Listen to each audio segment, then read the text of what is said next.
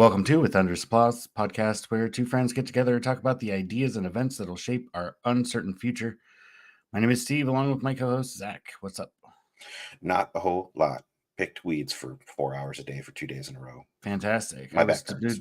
doing a bunch of weeding the other day, and you work those fucking muscle groups, those squat muscle groups that you only like because it's dry in the Never summer. use. You only really have to use in the early part of the year. Yup. Yeah, And I fucking don't was use all any other time because squatting is bullshit.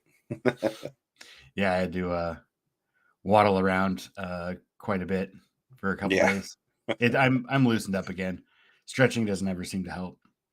So yeah, sorry about the delay getting started today, folks. Had some technical difficulties. Somebody convinced me I needed to use another browser. Apparently, I didn't quite understand what they meant. But none of my fucking settings were saved, and none of my bookmarks were saved, and so I'm like, but whatever. Some bullshit. Back up. Anyway, do a quick check-in because I just realized I forgot to turn on the LED seed or LED lights in my seed starting area. So you talk. I'm going to do that real quick. Okay. Well, hello, everyone. How are you? Zach, as earlier stated, my cat just got into a fight. If you've got cats and you want to let them outside because, they are assholes, unless you let them outside. No, I want to talk about my cat. I got to talk about my cat. No, he's fine. Go ahead. Finish your thought. No, it is just hilarious. Though he's like, "Let me outside. I want to be outside. I want to kill that cat over there. Oh, I'm getting my ass kicked. Let me inside. Let me inside." It's like, take me to the vet. Spend $300. Yeah, exactly. Like, nah, you die this time. I'll treat you as best I can. All right. Today we're going to do an update on just a couple things. And spend most of our time talking about accelerationism. And when we get to that, I will establish the context for y'all. Yeah. It is a bit esoteric, I admit. I always and there's like 3 different types that I could find. Yeah. Yeah. And we'll talk a bit about that later, but it is definitely a bit esoteric. And although I do like to learn about kind of, philosophy and those kinds of like more abstract things, or like just the language of how to describe really complex things in our social existence. But man, it's fucking dense. It's really dense. Yeah, I was reading their manifesto thing, and I'm like, okay. How many more pages are there? Yeah, so let's talk about that a bit more later, because I don't really think we were able to find like the best sources. You like go through a whole bunch of shit and you're like, this is too dense, or this really isn't getting to the point quick enough. Like, not dense enough. Not dense enough. Yeah.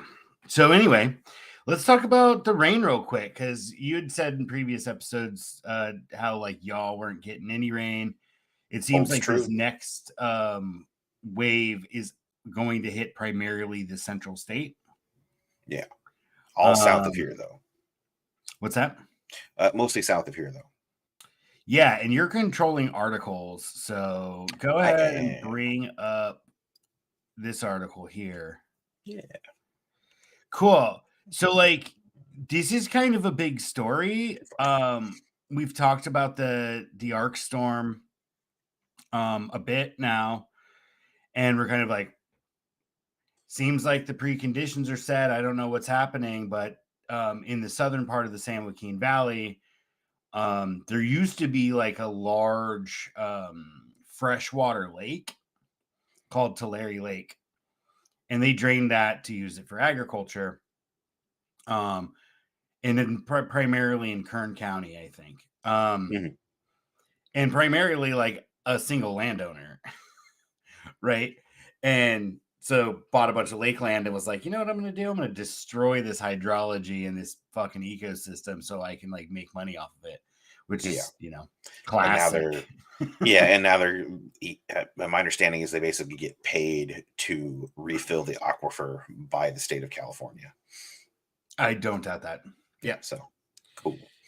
Yeah, but anyway, this is an area that was a lake in I don't want to say pre-colonization, right? Because the Spanish colonized fucking California in like the 1600s or whatever, right? But Yeah. white settler, pre-statehood, Yeah. this was like a gigantic freshwater lake and it was drained. And now, because we have so much goddamn water falling on the state, and that's the Southern Sierra. Like, so when people were hearing about 15 feet of fucking snow in the Mammoth Peaks, like those are the mountains that drain into this area, Right. in the Southern Sierra. And so anyway, I just wanted to point that out if folks weren't paying that close of attention, that like this lake is going to be revitalized this season. And they're basically saying, even with all of our modifications to the hydrology, all the dams and levees and everything, the levees are breaking. Someone broke a part of the levee so that they could relieve pressure out of the system, take water out of the system somewhere where it affected someone else so that it didn't break onto their land and knock out their crops or whatever. Yeah, and so now I was Delightful. reading like there are fucking like people have armed guards like walking the levees and shit. Like so like which I thought was weird because we don't have open carry in California. They had to have hired Some some kind of licensed. security outfit that's licensed to open carry. Yeah. But at any rate, if you want to read any of that, you're gonna have to be the one to do it because I can't really see it well enough here. I might be able to wait. Right on. Oh no, I can read it. Okay. Cool. On Saturday, a helicopter flew over the broken levee and was dropping loads of sand to plug it while a crew was using machinery to help close the leak. He said the levee was almost fully repaired, but flooding was still a huge concern. Scroll down. Yeah, and the problem with that is like once the water gets flowing, plugging that hole becomes infinitely harder because Someone threw anything a you plug it pickup with just truck. gets swept away. Huh? Yeah, someone like took an old pickup truck Oh, and they just put it in like there. in one instance, not on Yeah. this levee, on a different levee, I think. And they pushed the fucking truck because you're right. Once it starts eroding out, like as long as water keeps coming, you would have to like drop a large volume all at once. Yeah. And that's kind of what they did with the truck, is that it would like snag branches and other shit Right. Right. and start to like slow the water down so that you could start using earth movers to pile up dirt and sand and shit. So this guy says, Resourceful. um, this guy Mitchell, he said he believes the levee breach was caused by someone intentionally cutting through the earthen barrier with machinery. Quote, they did it with a backhoe with a big skip loader. We tracked it down, Mitchell said. We know who's done it. Um, they're asking for help from the Army Corps of Engineers, who generally like manages flood control. There's actually a really interesting book on water in California called Cadillac Desert. In that book, the way that the narrative is framed is that like most water projects in the West, and especially in California, were basically just like a pissing contest between the Army Corps of Engineers and the Bureau of Land Management, which is like Yeah. a fascinating kind of way to frame that, because they did have slightly competing interests and they were both competing for the same pot of federal money, right? Right. Yeah. And now they're asking for help. Yeah. Some landowners have been trying to keep floodwaters off their acreage, including one that used a large piece of equipment to block a channel. They just don't want to give up ground, but they'd rather flood everywhere except where it's supposed to go. And that was the line that I really wanted to emphasize. You can come back to Natural 94. floodplains. Yeah, come back 94. You might have already. Oh, there you I are. did. Yeah. Sorry. At any rate, yeah, no, I think it's fascinating. And this ecosystem has existed for a long time. And then we tried to get rid of it. And I recall saying something in like a social media space or something when the Orville Dam evacuations happened. Um, because like they had to evacuate like 250,000 people. That happened like in our county, like not far away. And so I recall talking to some folks in like a kind of pagan group online about, you know, I understand, everybody could be pretty stressed out about this, having to leave their houses. I offered, my space if anybody needed a place to crash. Um, but basically to keep in mind that the river doesn't want to be behind a dam, right? And the Tulare Lake wants to be a fucking lake, right? Not a pistachio farm or almonds or pomegranates or Whatever grapes or water intensive thing it's currently being used for. well, I mean, in agriculture, everything's water intensive, really. Plants want water. Drought adapted plants, they can survive without it. If you fucking watered them, they'd be a lot happier, right? Like that's just, I mean, photosynthesis, right, requires water as an Yeah. input. Happy cactuses love And water. also not just actual like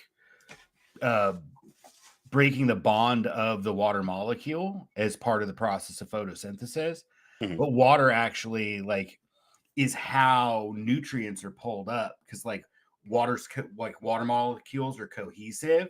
So as the leaf opens these ports called, I think, stomata on the underside of the leaf to release gaseous water, right? Water vapor.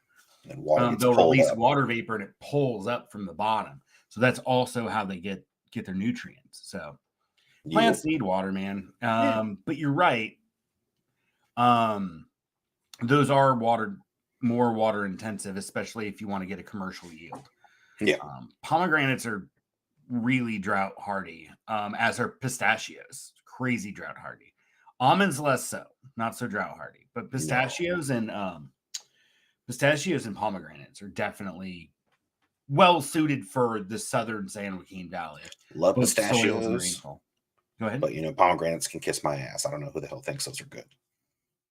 So much I work for so have little yield. several pomegranate trees, and I fucking love that shit. There's so much work for so little yield. Debate Well, me. you can eat them.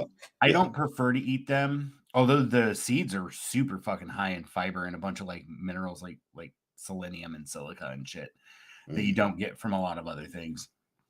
But we just have a juice, like a citrus juice press, like a Right. manual juice press.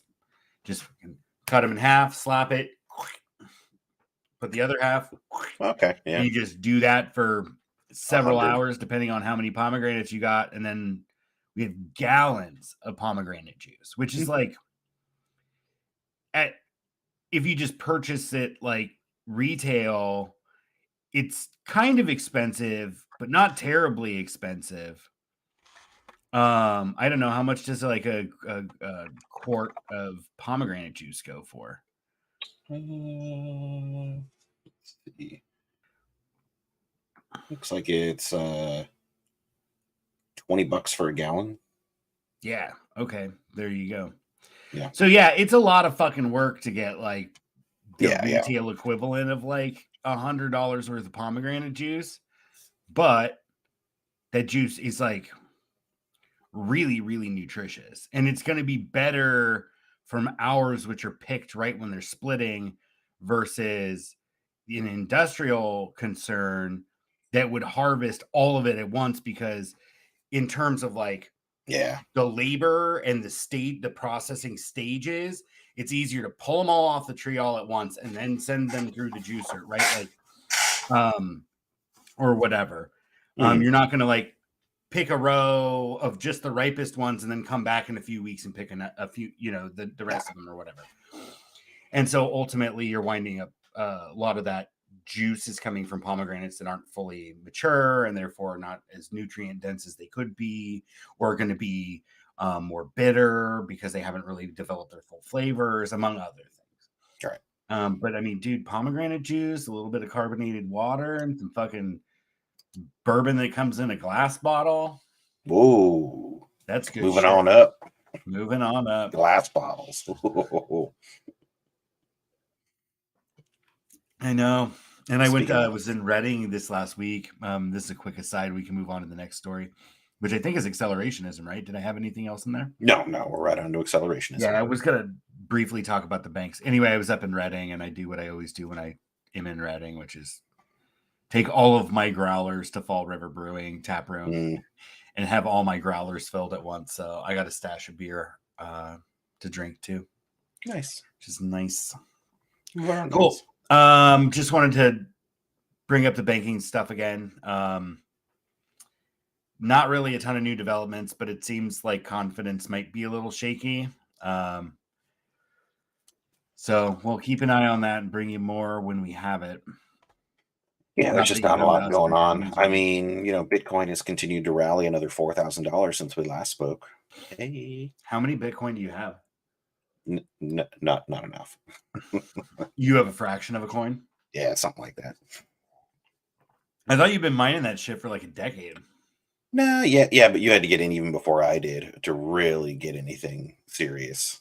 Like, I would have been better off not mining and just buying from an exchange and then just never touching it again because I spent like $500 on miners and I probably could have gotten, Jesus, I think at the time I probably could have gotten like Bitcoin and a half, for that price, maybe two. So I would have been better off just buying, but I was more interested in the technological aspect of it. Yeah. Yeah. I also Cool. bought video games What's for that? I also bought a bunch of video games on the Humble Bundle. At least at the time, you could pay with Bitcoin, and so I paid like 0.16 Bitcoin for some games or something like that. And now I'm just like, I'm not the pizza guy who spent 10,000 on a pizza, but you know, Yeah, I always find that fascinating. I don't know if I told you this because gold is also doing really well, obviously, because global currencies are a fucking yeah, mess. Like I think we're on the brink of some really crazy shit, which is I think ultimately why we wanted to talk a little bit about accelerationism. yeah, Um, but at any rate, like I remember back in the day, like my buddy sold a gold ounce of gold, like a gold coin that was 1 ounce. I don't know if no, I think he sold it and then bought an ounce of weed, and we were joking like, "Oh, weed and gold are basically like weed is basically worth its weight in gold, right? Because an ounce of weed at that time yeah. was 300 or $320 for a fucking good one, Hmm. like for some dank stuff, or it was like 310 or something like that for an ounce of gold, and now gold is like what 1800. Yeah, 1,839 Yep, per and ounce then, and now, like, a fucking ounce of weed, like, you'd be lucky to get it $100 for it. in this state Yeah, yeah, where it's in California. legal. Yeah. Man, I was amazed where it was legal just traveling across the country, like, Oklahoma, Maine, obviously. But yeah, like Oklahoma shocked me. I was like, wait, you guys hate everything. What the hell? They're like, yeah, but we love money. No, I think that in the American West, there's a kind of, like, independent thinking, that comes with not being tied into, like, cosmopolitan areas. Mhm. Um, and so, like, weed has always been one of those things forever that's like fucking I remember putting on my Volkswagen, my 73 Volkswagen Type 2 transporter when I was in high school. Like, fuck, it's victimless. It's a victimless crime. Yeah. It makes no fucking sense to be illegal. And also there's like a large, like impoverished indigenous population, right, in Oklahoma. Hmm. That was the end point for much of the Trail of Tears and other things. Hmm. And that's kind of like just move the Indians west was the attitude, right? Get them out of our way so that we Right. can exploit this. Oh wait, there's fucking oil there. Get rid of the Indians again. Like it was just such a fucked up situation. But ultimately, I think that there's also that promise of like tax revenues, right? And like Right. alcoholism is a really bad problem in rural areas, especially on reservations. And so, like here's this thing that's like far better for your body. Oh yeah. You can still alter your consciousness in a manner that like helps you cope with whatever trauma you're dealing with, or the trauma of poverty, right? The trauma of colonization or the trauma of poverty generally.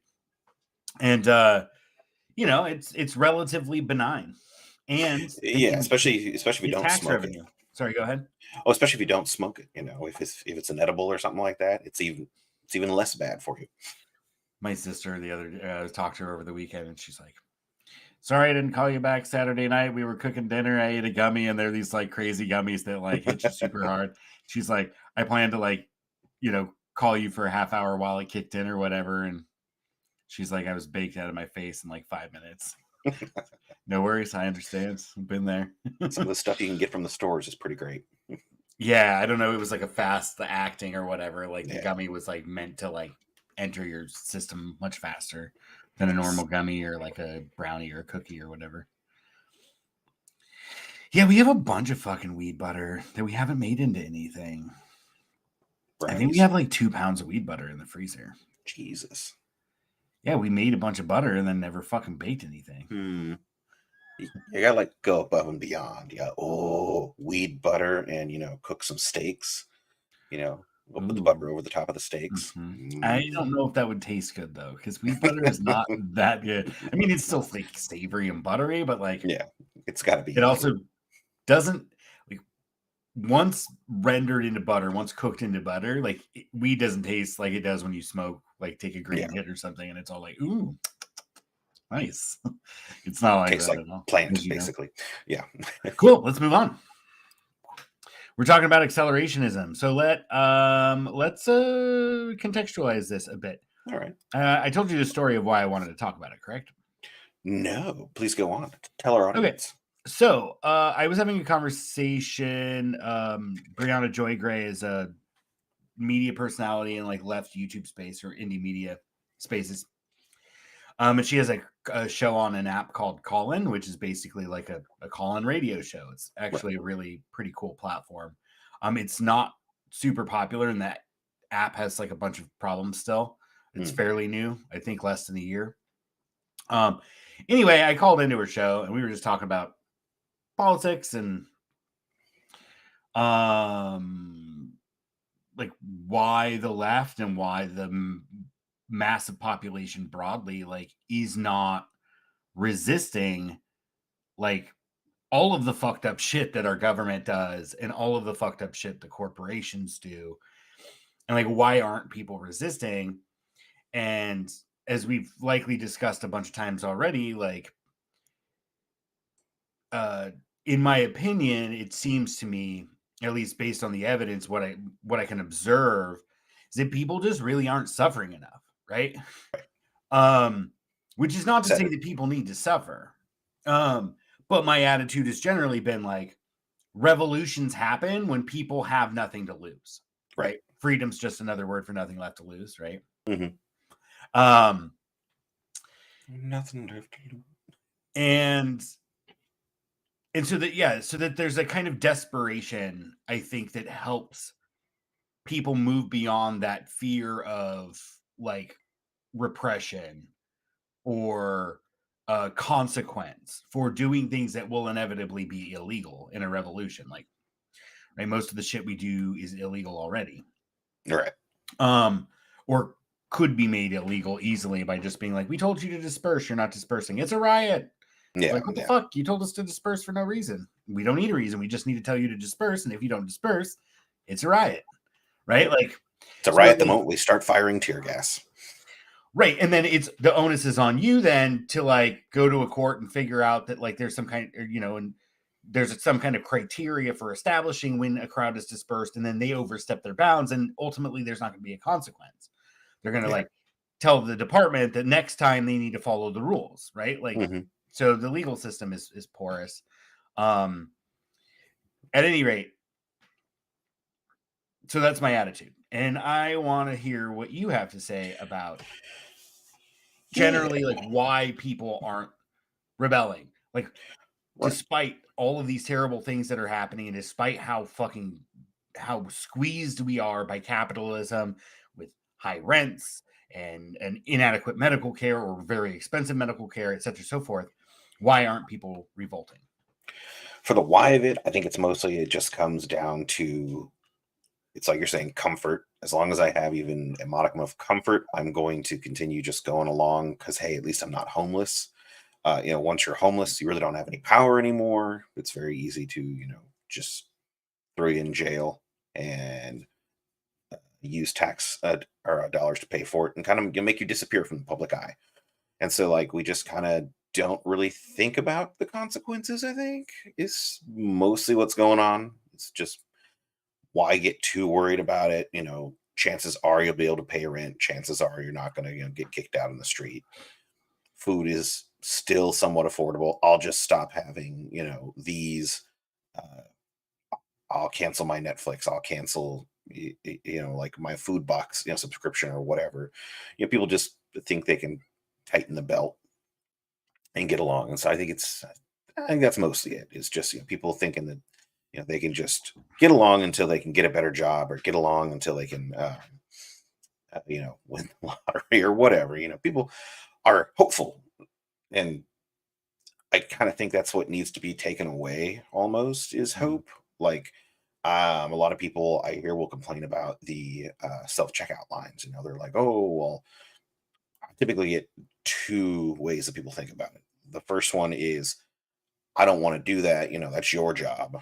And then the other one is, well, I don't want to take away that person's job. And mm, I think, like, I personally like technology, like automation. It should just be used to make our lives better, not worse. And so I do kind of like reading through some of this stuff. I kind of agree with some of the points of some of the forms of accelerationism, where like, hey, we should push forward a lot of this technology. It'll disrupt a lot of people's lives in a lot of bad ways, but maybe it'll get them to the point where they actually feel like they should stand up for themselves and do something. mm. Because like I'm worried that what's going to happen is not enough people are going to think about this and take action on it. And we're going to get to the point where the incredibly wealthy have automated away all the jobs and no longer need most of the people. And then you no longer have any bargaining power anymore. At that Yeah. point, you are just a waste of space in their mind They'll just to drive be. a sweet street sweeper around and scoop us up and turn us into crackers. Exactly. Soylent Green is people, man. But yeah, yeah. Like So that's my view on that. yeah, so I expressed this kind of opinion that like I also feel that things just aren't hard enough and that people Yeah. aren't desperate enough to rebel. And then she responded to me like, oh, so you're an accelerationist. And I couldn't answer that question because I didn't know what it was. And to be completely honest, in preparing for today's show, Still I don't know. still don't really understand what it is. Neither do I. Because me acknowledging that, well, people aren't rebelling yet because there's all these other things going on, right? Like media is much more effective. Like in the 19 fucking 60s and shit, people had 3 TV stations and then some newspapers and Yeah. then libraries. Like they didn't have fucking cell phones and TikTok and YouTube shorts to just sit there and mindlessly scroll, right? Yeah, our circuses have gotten a lot better. Yeah, That's for sure. precisely. And our bread has gotten better too. I mean, food inflation is a problem, but like most, I mean, we suffer in the United States more from diseases of affluence than we do of diseases of poverty, right? Yeah. Um, even for poor people, right? Because the calories they take in are of lower quality, right? And so Oh they're yeah, not especially with poorer processed food. people. Like a Yeah. rich person can afford to have a more nutritious, high calorie diet than someone who's eating at McDonald's all the time. Right. Yeah, that McDonald's burger patty is not the same as like a lean steak, Yeah. right? Like it's not. But at any rate, like we still aren't. I mean, they say, oh, there's so much hunger in America, and I think you're right that sometimes it's people are like, oh, I'm just on hard times now, Right. like, and I can see the light at the end of the tunnel, so to speak, right? Like, um oh, my boss said that I'm going to get a promotion, or Mhm. oh, your dad's picking up extra work, or whatever, Right. Started or a new gig. whatever else, and they might use some like church food closet program or something to kind of fill in the gaps. Yeah. But generally, they're like, yeah, we've always struggled. We're poor people, right? And we'll just keep struggling. And they haven't rebelled yet. And there is a And, certain like pride in being poor in this country as well. hmm. Yeah, I don't exactly understand it fully, but I've definitely, people, there are certain groups that are like, well, I don't want to be, wealthy and affluent and elite. Like I like that I'm a hard worker, and I break my back every day, to bring in money. Like I didn't meet anybody like that for a long time, and then finally I did, and I was just like, why? Why do you want to like? How is that noble? You know, don't don't destroy your body for somebody else and then take home a pittance. That's bad. That is a legacy of the Protestant work ethic, my friend. Yeah, yeah, and We are superior because we do hard work, yeah, right? And still to this day, right? You have your Mike Rose, right? Walking around right. being like, oh, you know what the problem is? People are pussies because they don't work with their hands, Didn't right? he used to sell People are dolls on confused about their QVC? gender because they don't fucking put on steel-toed boots and go swing a hammer all fucking day. It's stupid. Yeah, But it's um, also part of people's identity, right? Sorry, go ahead. yeah. Oh, I was gonna say something else I thought of. It was as I was scrolling through Reddit, and I was reading about the nothing crazy. I don't get on the dark I side. was just thinking bread and circuses again. Like Okay. Reddit is part of the circus. Yeah, but in this case, I was reading about like why the French are revolting and how they're revolting, and of course, it is because they're trying to raise the age of retirement, Yeah. and people are like, "No, man, fuck you. We worked hard for that. We want to retire, when we're supposed to retire."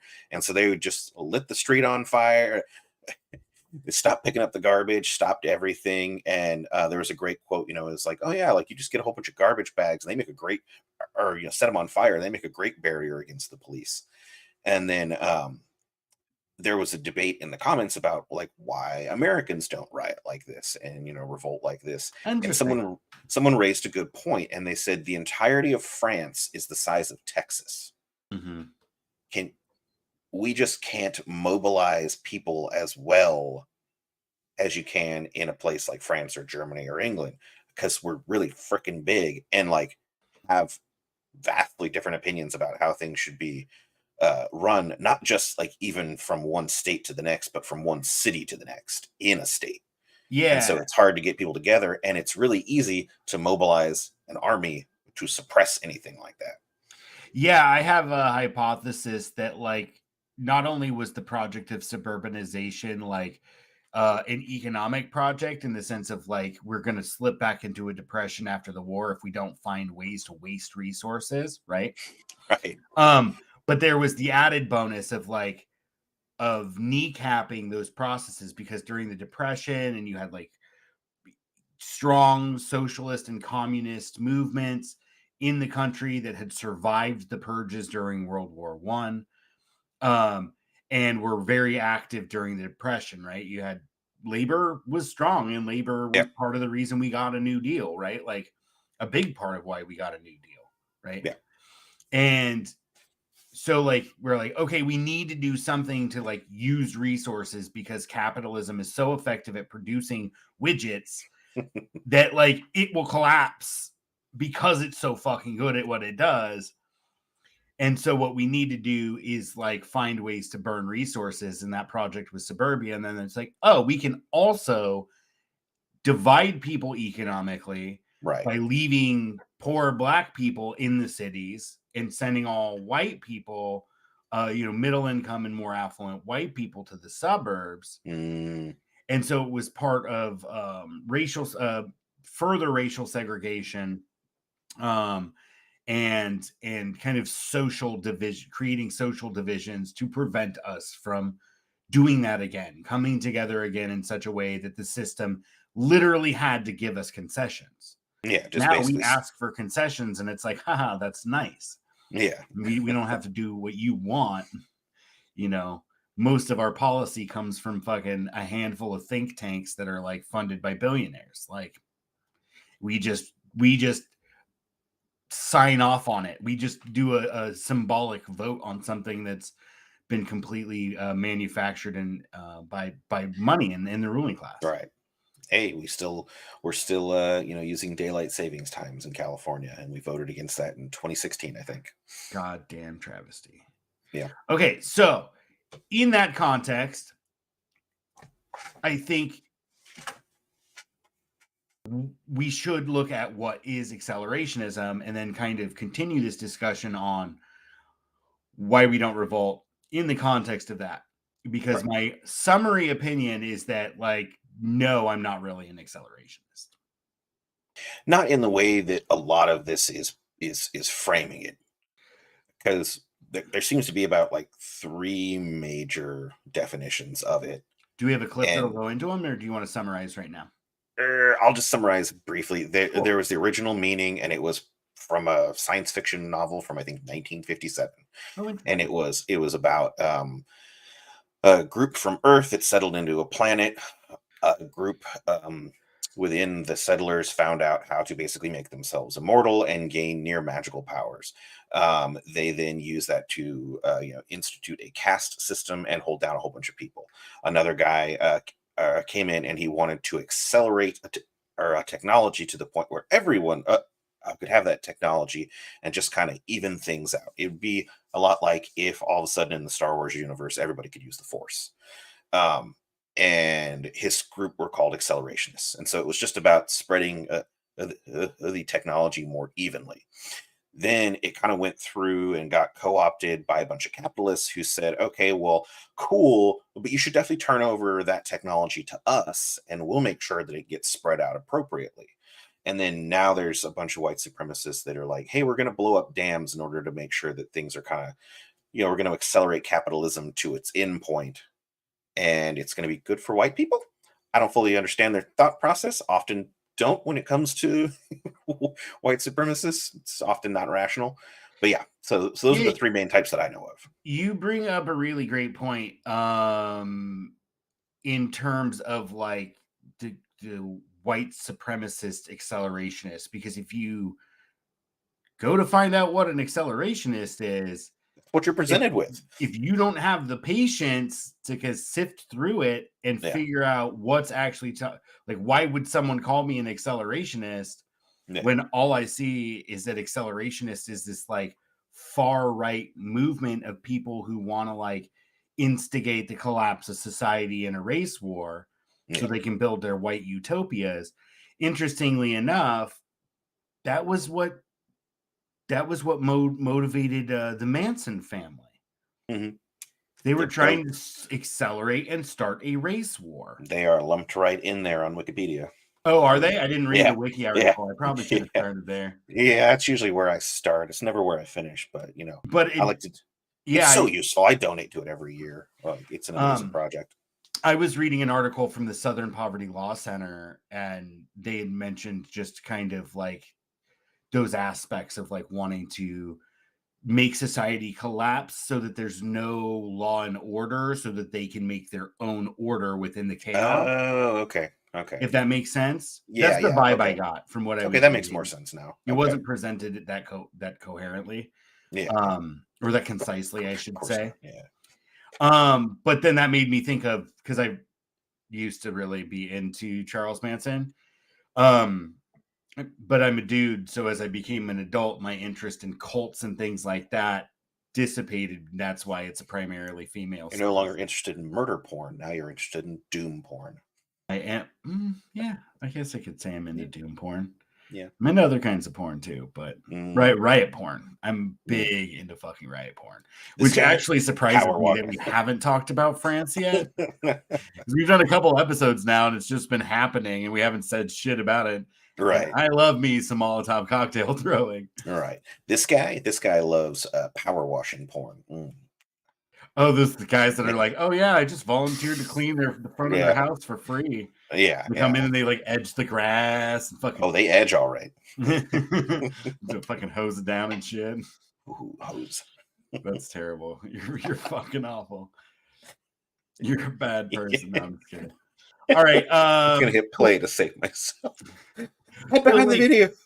I'm kidding. obviously I'm not a white supremacist. In fact, I'm whatever the opposite of a white supremacist is, right? Like Mm, um but I do think that like them using accelerationists, and this is something that I wanted to tie into a lot of this, but you hear that, right? Like, oh, accelerationists are people who believe that complete collapse of the system, broadly speaking, not mhm. necessarily for white supremacist sense, but people who believe the collapse of the system could be a potential opening for something better, Right. right? They're like, oh, they're accelerationists. Oh, and look at all this. There's white nationalist accelerationists, right? So they're framing the concept as inherently white supremacist, which it's Right. Which not. is wrong. Yeah, which is wrong. And you It's see this a just been lot with co-opted like, like a lot of things. yeah. Um, and I was kind of thinking through it and being like, oh, this is the same shit they say about degrowthers, right? They say Mm-hmm. anybody that believes that maybe we should have an economy that's not oriented towards like turning living ecosystems into dead commodities. Maybe we should have an economic system that provisions for people's basic needs and for other things we share the planet with because they Hmm. have an intrinsic value. Then they say, oh, you're a degrowther, and then talk about how degrowthers are also these like fringe lunatics, right? And Damn it. so it's like any kind of challenge to growth dependent industrial capital, even Right. within left circles, is now being poisoned, right? It's a fallacy of poisoning the well, right? Yeah. Now you can't, if you believe that there's a like there's too many people on the planet, Right. you are a eugenicist. If you believe that the end of industrial capitalism could be a good thing, then you're a white supremacist, right? Right. If you believe that an economy shouldn't be structured, human effort, labor, and land shouldn't be oriented towards growing forever, then you're some kind of fringe lunatic that wants people to suffer. Like you want people to be in poverty, and since impoverished people are disproportionately from the global South or in the Hmm. global North, they're generally minorities, black and brown people. Then you're a racist, right? It You almost want seems people like to there might be a suffer. it almost seems like there might be a group of people who are deflecting attention away from themselves because they're doing worse things. Yeah, it drives me nuts too because I've seen some stuff like in left circles this LaRouche movement, which has been around forever. Do you know anything about it? That I do not. Nope. Yeah, it's just some fucking dude who kind of like wants to be a or kind of like parallel to Peter Joseph or whatever, right? The Zeitgeist guy. Oh, okay. Yeah, in Zeitgeist movement's another is like part of that same sphere where it's kind of techno utopian, Yeah. right? Like, oh, we just, these are all social problems and we could have this like endless material prosperity if we just like fix these fundamental issues. And what I've read of the LaRouche movement, which I had to because I was hearing them be criticized, I wanted to look. Like this dude is like, there are no limits to growth. Like technological progress can erase, like ecosystems don't matter. Humans don't need ecosystems. And I'm like, the What? fuck are you getting all of this shit, dude? Because literally, like, you wouldn't exist if you weren't eating fucking plants or animals. Even Like, even the most techno utopian channels that I watch always talk about the hardships of recreating environments in which humans can live in space. yeah, So, and like how hard it is to recreate an ecosystem inside of a bubble. I mean, anyone who's ever tried to make like a self-contained terrarium can tell you it ain't easy. yeah. Have you all seen Biodome? All it takes is you just open one window, throw one fucking party, and the whole system collapses. All of their attempts, the actual biodome, ultimately failed. Who did it? Yeah. They couldn't find the proper balance of all the elements and stuff to remove external things like filters. Like they wanted to get rid of like air filters and stuff and replace it with plants and all that, and they never could make a balance for even their like small. I think it was like what 10 people. So my understanding, as of the latest reading I did, which was probably like a decade ago, was that they never fully succeeded. And so, like the idea of making self-contained like ecosystems is incredibly hard and probably likely to fail, just At least now, because there's so many unknown factors, like some microbe that does something that you don't even know exists. Yeah, and my point in bringing all that up is like, if you then try and present the facts to folks that are in that realm of like endless, technological progress will save humanity, they generally respond that you are an evil person because inevitably your vision of the world causes people to suffer. And I'm coming from a perspective when I say things have to get worse before people will rebel. Like Yeah, when I say the system is collapsing and it's not necessarily a bad thing, it doesn't mean I don't think people are going to suffer. But the fact is, right. it doesn't matter if I don't want it to collapse. The system is based on a faulty premise and on non-renewable resources. It Right. is in the process of collapsing. It will go away. It has been in the process of collapsing since its inception due to the assumption of infinite growth. Right, exactly. And We're just reaching the late stage. That's yeah, all. degrading the land base, right? Yeah. Like, so I guess my point is that like accepting, there's again, we talk about these things where it's like, hey, I can believe this and also believe this. I Right. can think we don't need to abuse prisoners and also think it's a waste of time and effort, and it's in fact quite dangerous to start defending fucking January 6th protesters, right? Mhm. Like in this case, I know for a fact it's a material reality that the system will collapse under its own weight. I can also say that's going to suck. It does Yeah. suck. It already fucking sucks. It sucks for most people. Right. People's lives are not improving. That's what collapse fucking feels like. Yeah. And just because I'm truthful enough with myself to accept that doesn't mean I want it. In a perfect world, we would all have our material needs met, Right. right? And live in harmony with nature, right? But we live in this world that we inherited, and the reality is that people are going to suffer, and we have to just accept that. And it doesn't Hmm. mean that we are attaching a moral uh like a moral or value judgment to it, right? Like I'm not saying it is a good thing that people will suffer. I'm not saying I want people to suffer. I'm just saying the system isn't going to change until people suffer, and people are going to suffer as the system changes. It's also set up in such a way that it guarantees suffering. Yeah, It absolutely. guarantees People haves and suffer haves under not. the system as is, right? Yeah.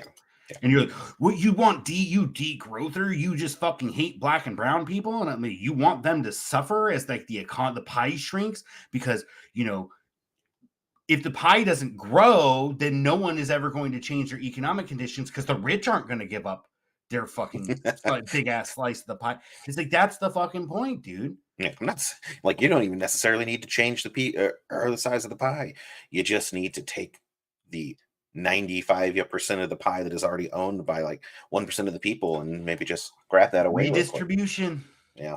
That's all it's required. We don't. That's not growth, right? Yeah. Static. It's not the pie is not increasing. It's the same size pie. We can just more evenly distribute it. Yeah, Yeah. 100%. But people don't think that because they're stuck. They don't want to believe that this is the end of industrial capitalism. Right. I mean, it's a terrible thought to think that I might have to give up the very device that allows me to talk to you right now. It is, and it could be a while. It could be really quick. Depends. If we fucking Yeah. start a war with China, those fucking microchips could fucking stop flowing like quick. Yep. Yep. Not looking forward to that.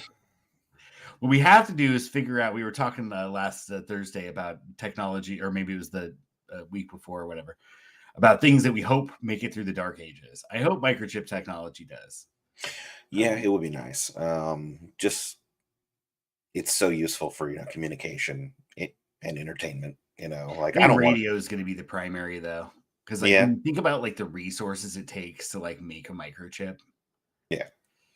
I don't want to play chess. I want to play StarCraft. We'll go back to you. Certainly don't want to play chess by like snail mail, right? Like where you just Yeah. set up a Oh my table in god. the corner, I can't believe you people wait for used to your buddy do to send that. you a letter. Yeah. Yeah. Whoa. Can't No, believe but that was like a thing. seriously, like I could see a future where like like supercomputers are a thing, Yeah. like, massive computing power, but it's going to be more institutional, right? Like it used to be. Like Yeah. universities are going to have supercomputers. The internet is going to be for communicating between supercomputers, but Yeah. probably Yeah. personal computing will eventually go away just because it's a massive amount of resources. Well, and that is an interesting thought because supercomputers were initially used for research, and Mhm. then the personal computer became so prevalent that research groups outsourced to the personal computers. They did. Yeah. Yeah, and Much there's as so the way many. they're still doing. Yeah, yeah. We've There's so discussed many before. programs that are doing Yeah. it nowadays. Yeah, it's very interesting. Shall I move on to the first clip? You shall. Okay, We've already kind of rambled for a bit. we have. Accelerationism is a post-human theoretical framework for understanding the Anthropocene through techno-economics and intelligence production, as opposed to consciousness or conceptual analysis. It was originally developed by figures like Nick Land, Sadie Plant, and Robin McKay at Warwick University's Cybernetic Culture Research Unit. But the unifying thesis of accelerationism supposes that the driving force of history is not the response from class consciousness, but rather feedback loops from technological change, ecological change, and the depletion of external resources. Pause there. Accelerationism is effectively a 21st century software. Are we near the end of the clip? Another minute and Okay, good. So we can 13. stop there real quick. Yeah. I agree. So far, I agree. Right. I don't think that it's driven by class consciousness, and I think that it's part of the reason why people are like, "Well, we need to rebuild the labor movement." It's like we need militant labor. Don't get me wrong, but I Right. think that it's wrong to say let's go back to like 1930s fucking labor organizing Right.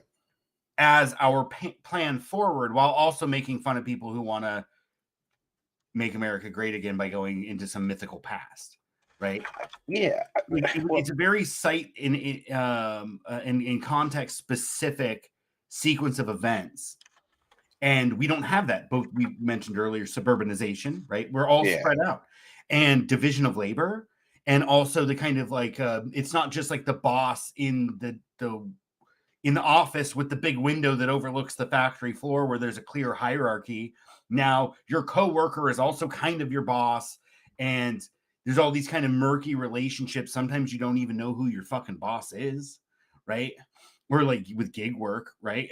Like, Yeah. Yeah. can you say my boss is Joe Blow? No, you can't. You just interact with, you do your labor Customers, interacting with, basically. Yeah. yeah, and interacting with the a kind of faceless corporate entity through the app, Yeah. right? Like so, like traditional labor organizing isn't going to work, but I do like that idea that he's like the future is not driven by class consciousness; it's actually driven by feedback loops. Yeah. The world failing. Yeah. So, what do you think about that? Um. Well, I mean, as we've discussed on the channel over and over again, that's basically what's going to cause the downfall of man if we're not careful is the over extraction and basically wholesale murder of nature Yeah. and the feedback loops that entail from that. You cut down trees, they don't absorb carbon, things get hotter, it's harder for trees to grow, and it just, loops from there until there's too much carbon dioxide. It's too hot. We can't survive. And like, make no mistake, that's all we're talking about. When we say that the world's uninhabitable, it's uninhabitable for us. Like, the earth will course correct. It always has in the past. It will find a way to unfuck what we fucked Yeah. and bring it back, and something else will, take, maybe not even take our place, because the goal of evolution is not intelligence. The goal of evolution is survival and fitness for the environment. And so, like, we might wipe out the only intelligence in the universe, and whoops, Well, it never comes back. Yeah. Oh well. yeah. Yeah, I agree with you 100% there. Yeah, it's just a really fascinating thing to engage with that I hadn't like I always felt it, right? And I always told people I was like what is this your obsession with the fucking labor movement, right? Right. Well, and what gets me about that is I think it's called the right to be lazy. Um, Mm. and the basic idea is, and even Big Daddy Keynes, said, "Oh, I think our grandchildren will only be working for 3 hours a day." Yes, you did. Well, that didn't work, because if people have most of the day available to think, they'll find the things they don't like and they'll go complain about them, and then you have to fix things and actually make the world a better place. And Yeah. so like we're just kept busy, and even if it's not bread and circuses, it's just earning that bread and earning those circuses now keeps us incredibly busy. I think it was Korea, the Southern was talking about implementing a 69 nice hour work week, and they thought it was going to be fine, that no one was going to complain about it because everybody in their country loves to work so much. But now they're facing a whole bunch of um, a, a whole bunch of feedback from the people there. They're just like, no, I don't want to. No, 69 hours a week is a lot of fucking work, it's a dude. lot of fucking work. Oh, but then you have, tech bros and fucking, hustle culture people who are like, man, you're not even doing anything if you don't work 80 hours a week. I'm like, you're fucking insane and you're drinking the I don't Kool-Aid. even want. I fucking So straight hard. told my company, I was like, if I can work for 30 hours for 30 hours of pay, I would. Right. Right. And currently there is some legislation going through in America where we're saying the work week is 32 hours but pay stays the same. And it's come up before. It's never worked here. It's worked in other places. It's been tested in a lot of other places. Productivity goes up because, contrary to popular belief, most people are not doing their best work for a full 8 hours a day. Like they're doing a good amount of work for like 2 hours a day, if that. I mean, I remember at my old job, the new guy came in, asked some questions, and one of them was, when do you normally finish? And I said noon. And he's like, what? And I'm like, yeah, noon. I'm done by noon. And I have 5 hours to fucking waste. Or, well, 4 hours if you don't include lunch. It's like, then I have 4 hours, to waste just looking like I'm busy. Because that is what your computers and that is what knowledge does. It allows you to complete way more work than you ever could, faster than you ever could. And so, like, that's what we should be working for. Like labor movements, I want a lazy movement. Yeah. Do what I Yeah. want to do. My labor should be my own. If I want to, plant a garden, plant a garden. I don't like, I just can't understand anyone who's like, yeah, I want to, hang drywall for 8 hours a day, or, I want to sit in a cramped, air traffic tower for 8 hours a day, 10 hours a day, whatever, or in an office. Who wants these things? Who are these people? I don't know. Anyway, Let's watch the second half of this clip. yeah. Software update for historical materialism, where it's now violent technological disruption rather than class struggle that serves as the determinant of the superstructure. Outside the information war, the role of the revolutionary subject under accelerationism is essentially passive and insignificant beyond possibly educating and organizing. I have already asked people to be mindful of the chatter of their comrades. It is also triggering to my anxiety. So please don't clap, shoot up these. And to win socialism. Jazz hands. It's so that people aren't gonna get triggered. Now it is instead global anxiety around cybernetics, contingent on environmental, anthropological, and technological contradictions, rather than social, cultural, or class contradictions. As Stephen Shaviro says, accelerationism is the idea that the only way out is through.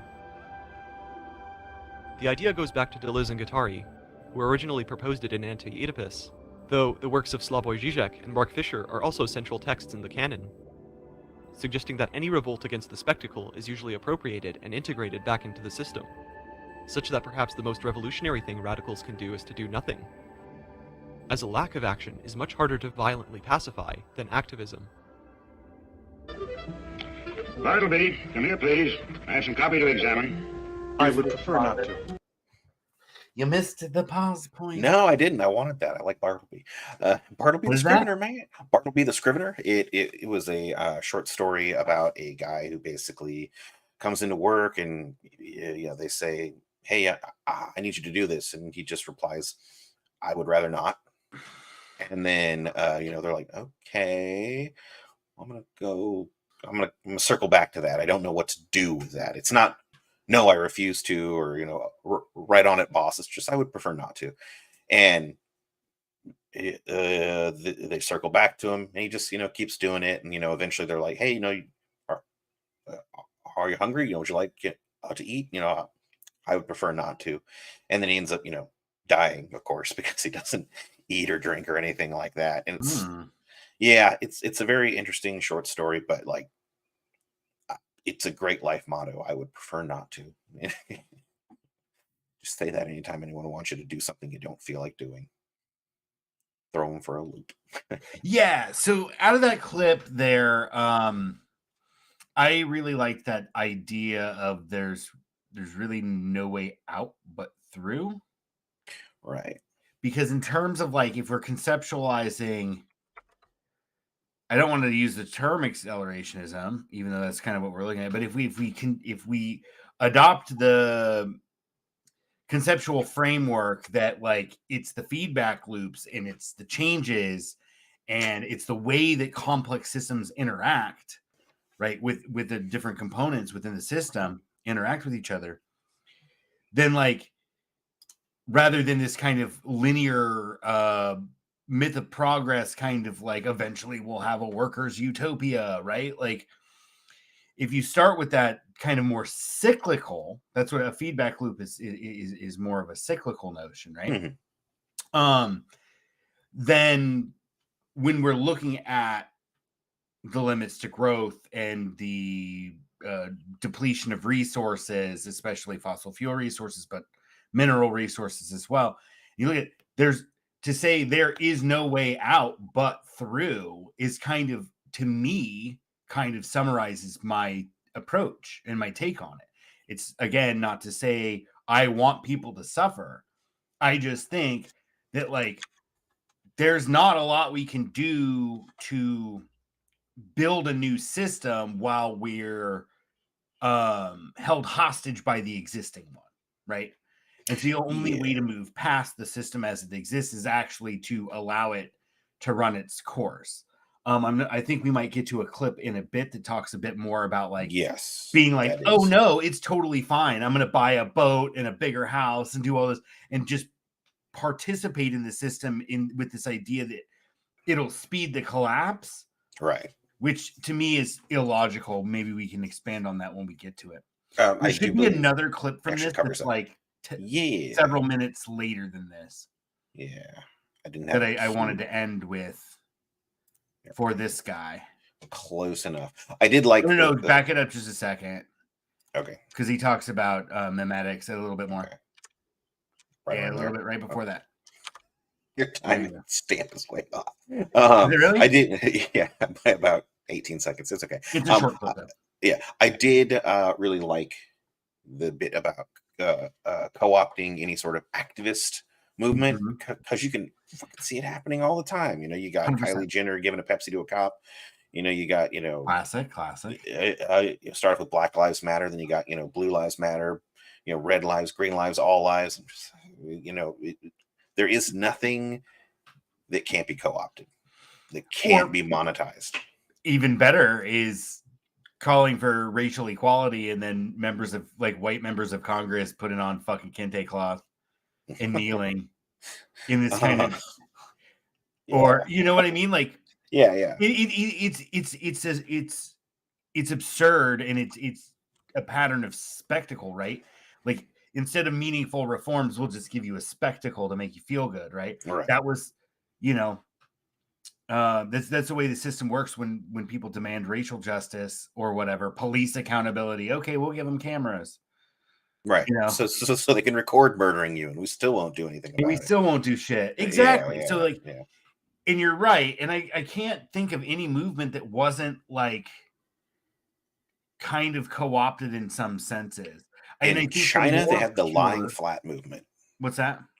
China had the lying flat movement, and it was basically you'd show up to work and then just lay down. And just refuse to work. And if they wanted to get rid of you to make room for somebody else to work, they had to put in effort to haul you away to bring in somebody else who might be one of you and might just do the same thing as soon as they drag you in. And I mean, it wasn't horribly huge. China has a tendency to crack down, just as harshly as we do. And so like, it never got much traction, but apparently it has been like a thing that culturally they have done in the past as a response to people telling them to do things they don't want to do. They're just like, I don't want to.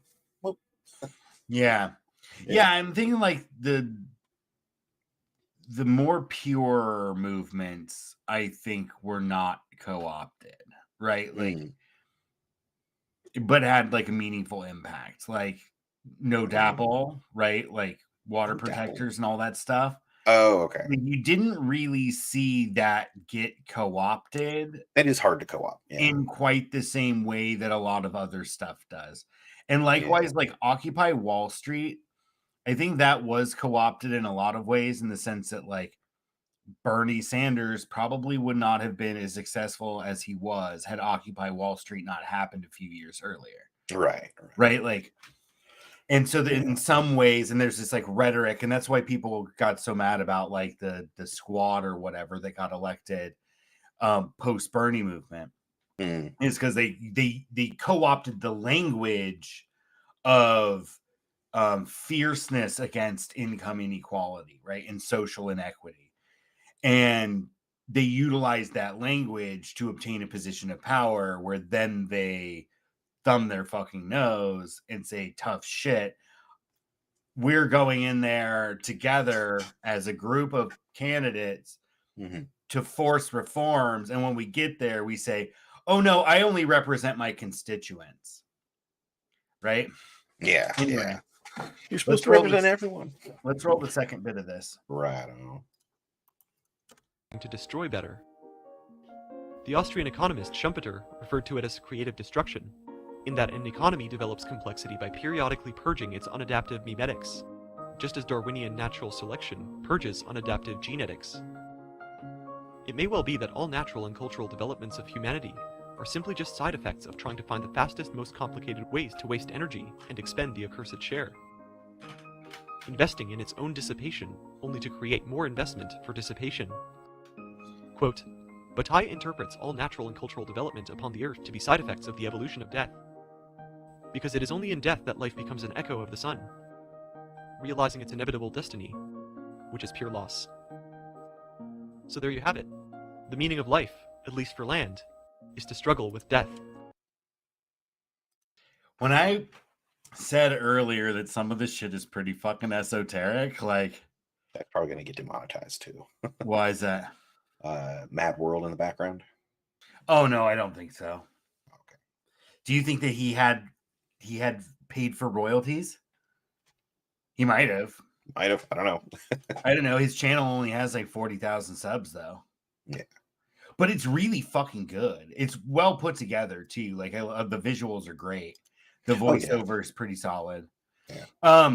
I just wanted to like, so that whole middle section we skipped was like this philosophical conversation about entropy, right? And various aspects, and how there's this like tension which we see in thermodynamics and that's reflected in human societies, because as they quoted from the same book earlier, that basically like all human endeavors come from the sun, right? And so there's this like connection to thermodynamics that I really identify with, right? Because that's what the limits to growth is based on, and peak oil and all that other stuff. It's just thermodynamics. But then to extrapolate that and expand that into being like, oh, okay, like I actually see this pattern that we see in nature toward entropy, right? And this kind of rather than a kind of dialectic between like capital and labor, right? We see a dialectic between like order and disorder, right? Yeah. And I just think it's really interesting to think that like that's what our society does. It just moves towards, and that's what a fantastic way to kind of conceptualize industrial society. If you feel the tension in the air, if you feel that these feedback loops are building on each other, they're just feeding back in and making something that's really kind of big and unstable, like it is. And that process is like really kind of an acceleration towards heat death, which we've discussed a bit before, I want to say. We have actually, I think one of my favorite things that I learned from like researching for that episode was that one of the greatest things you could possibly do for the universe is to do nothing, because you'll extend the existence of the universe by just a little bit by not causing more disorder and more entropy. Yeah, it's a really fascinating, again, it's kind of like a woo-woo topic, right? Like it's kind of far outside like the daily realities of most people, but then like if you think the system, like it provides a logic to the system at least, right? You're like, oh, this system exists. We've always said, oh, it exists to accumulate. It exists to turn living ecosystems into dead commodities, or Right. however you want to conceive of our industrial capitalist system. But saying it is following this pattern of moving toward, like, its drive is to move towards this, like, where everything just kind of like fades because it, dies its heat death or whatever. It's It's a just death. fascinating. It's a death cult with extra steps. Everything's about the extra steps in between. Yeah, and I wouldn't say that it's a death. And I'm not, and in me, if I was beginning to identify as an accelerationist based on this concept of feedback loops. Oh no, I'm saying capitalism is a death cult. Oh no, capitalism is absolutely Yeah. a death cult. Okay, yeah. I'm sorry, I misunderstood you. No, it's fine. But yeah, but I mean, like, in some ways, like, yeah, I mean, yeah, we all fucking die, right? It doesn't make sense to fight that, right?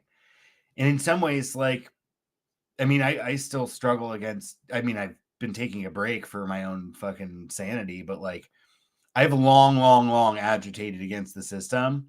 Mhm. And I feel like I don't get anything done. I don't feel like I've budged anything, and exhausted myself and spent tons of time doing it. To the point where I had to stop. Yeah, just take a break. Yeah, it was fucking taxing.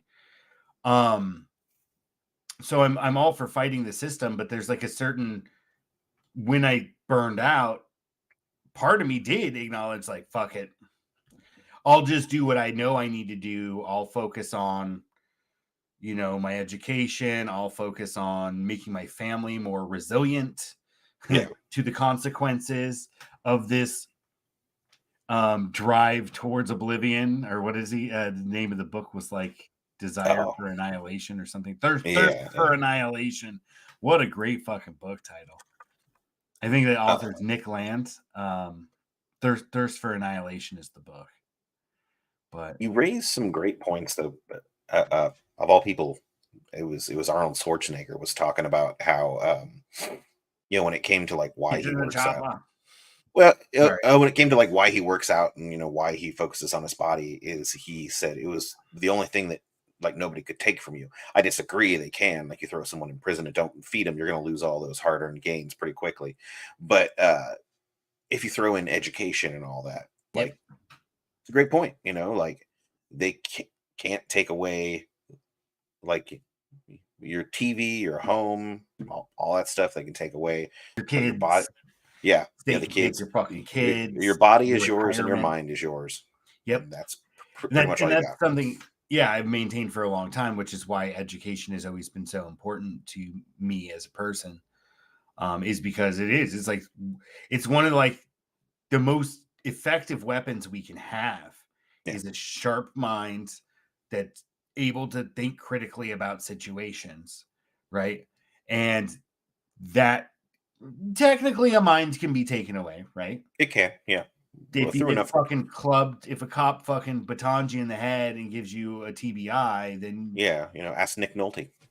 Everyone says he's a very, very different person ever since the motorcycle accident. So precisely, like, TBI is fucked up, dude. And so it can be taken away from you, but like, it's a lot harder.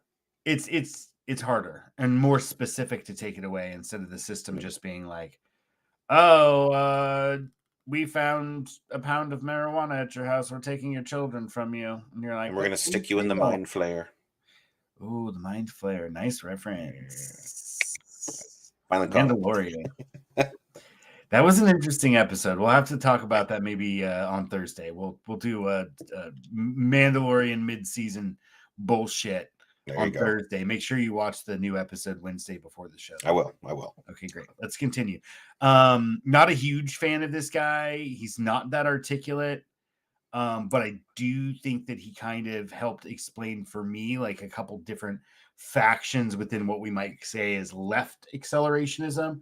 We've all kind of acknowledged that, like, the whole kind of white supremacy, like, accelerate towards a race war is just fucking horseshit. Yeah. But at any rate, let's do this. Yeah. Why it no big? How big? Okay. Accelerationism is the idea that we can bring about some sort of transformation of society through the acceleration of the fundamental features, the fundamental conflicts that exist within society, by building those conflicts up, by escalating tensions, by trying to exaggerate the problems which already exist. And I think we can all see within this idea this sort of fundamental concept that if you bring about more and more degradation of the system, if you break down its fundamental bonds more and more and more, if you allow it to build up its strength, or you allow it to degrade as it exerts itself, what you do is you sort of push the system further and further towards its breaking point. And there might be many ways of conceptualizing why this breaking point arises. One of the ways which you might imagine that acceleration would bring about a breaking point is that the people become so miserable that they begin to revolt. So the idea in this conception might be that you make things worse and worse, and you escalate conflict with the state to such a degree where the only thing that people can do is revolt. The state is becoming so suppressive that they just begin to despise it. Their misery has grown to too great a degree, and they begin to form those bodies of insurrection, which will, throw off the shackles of the state in that situation. That's one conception. Another conception might simply be that the system is inevitably going to fail, that its end point is self-destruction of some kind. This is I think the old idea. What's up? Oh, that was it. Oh, I didn't talk about the second bit. Oh no, it's in a It's in a bit later. Yeah. Okay, great. Yeah, so that kind of like implies a lot more agency. So like by that definition, I would not be an accelerationist.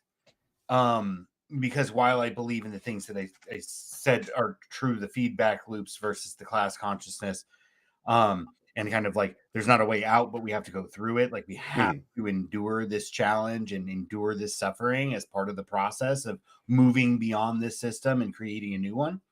Right.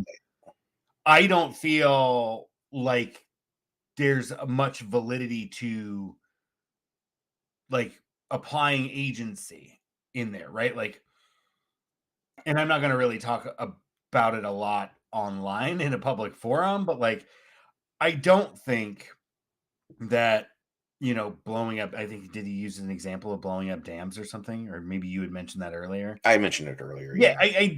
I don't think that helps. And I don't think that that'll bring the system down. No, that brings suffering for literally no reason. Right. And ultimately, like, unless it was, now I could see it if it was a strategic coordinated action across regions in hitting vulnerable points all at the same time. But again, that's not going to change the system because the ideology doesn't just, it's not a switch, right? Like we have to go through the process so that, I hate to use the term evolution, right? But so that our way of thinking about the world can change or evolve, right? Like we have to go through the process.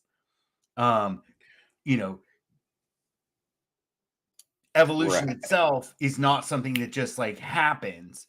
It's a process of changing gene frequency to sustained kind of pressure, right? Or sustain a response to environment over a long period of time.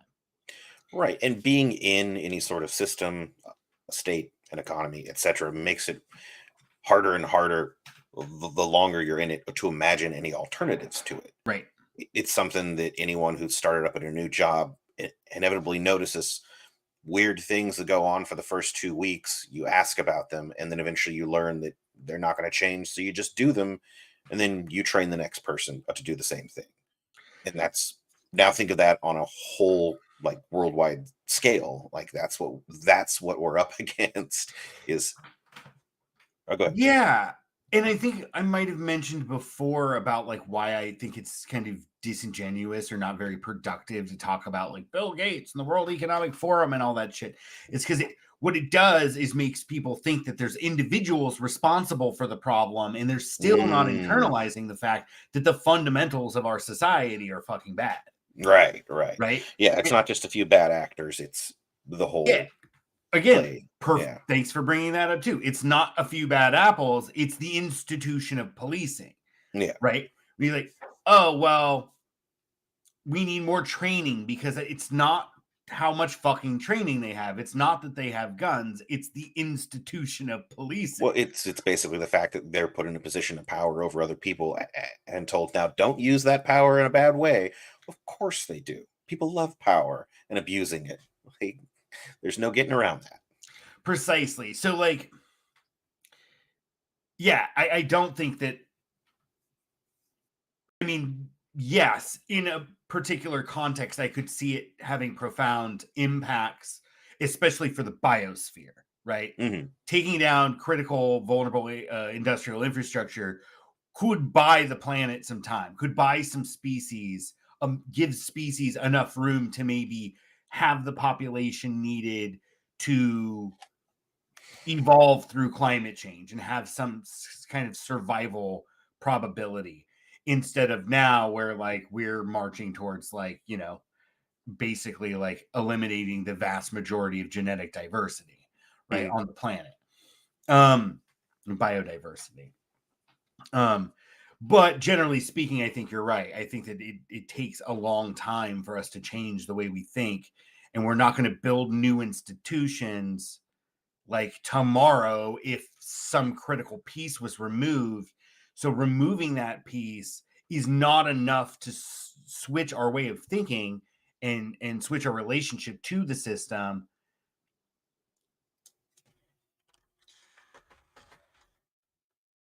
I lost my thought. Of course I did. Okay. Because it's esoteric. But like our relationship to the system is not going to change because a dam gets blown up, right? And as he said, like, yeah, you're likely just to make people mad. Right. So like I don't think that's viable. Yeah. And maybe that's for the best, since it's a bunch of white supremacists that are talking about that aspect of accelerationism. Yeah. Like Yeah, maybe I it's mean, good that they took that part of it. You okay, can have that. horrific fucking mass shooting at the Tree of Life synagogue in Pennsylvania, right? Like Yeah. that they said that guy was an accelerationist. Mhm. Like, what did it accomplish? Yeah. Besides like terrorizing a community. And like government didn't fucking institute any weapons bans that might piss off your demographic. Right. And get people to like culture war rally around the gun rights thing, right? Yep. And nor did it do the opposite. Nor did you get in a whole bunch of people so mad that they basically demanded change, from the other side. Yeah, and even then, like, right, it gets co-opted. And so they're like, Yeah. hey, we want to stop violence in schools. And then they're like, all right, cool, we're gonna prop you up and put you on media because we really want to get like people to come out and vote for Joe Biden. And as soon as Joe Biden gets elected, all of that goes away. Yeah. Yeah. Or worse, it'll be like, oh yeah, we absolutely agree that we need to protect our children by getting more guns and putting them in the schools, training teachers how to use guns, putting police officers in there, getting security guards, etc., and so on and so forth. Like the answer is in that one instance, never fewer guns, always more. Yeah. We should talk about the gun issue at some point. I like shooting guns. It's fun. I like shooting But I don't guns. like shooting people. Less fun. I've never shot a person. Me neither. I've never actually hurt a person. I've been in like one fist fight in my whole life, and it was with my brother. And then the only other time I was in a fight was with you. You threw a shoe. Ruined my tall can of Keystone Light when I fucking hit someone in the fucking head with it. Yeah, and then threw his own shoe at him. I did throw the shoe. Who throws shoes? Steve, apparently. Apparently I do. And that one guy who threw it at George Bush. And that one guy. And also in Gold Member, right? Austin Powers Gold Member. Oh, that's true. Yeah. I think it wasn't a Gold Member throwing shoes? I don't remember. I think it was actually because it would have one been of the an Austin odd Powers job. movies. There was somebody who threw shoes. Yeah, his name was Random Task. Oh, that was the character's name? Yeah. Next clip. Time. So the first of these, the idea that you just want the system to make the people more and more miserable. You want to escalate suppression with the system more and more, such that the people only have one option, and that is to revolt. Now. Sorry.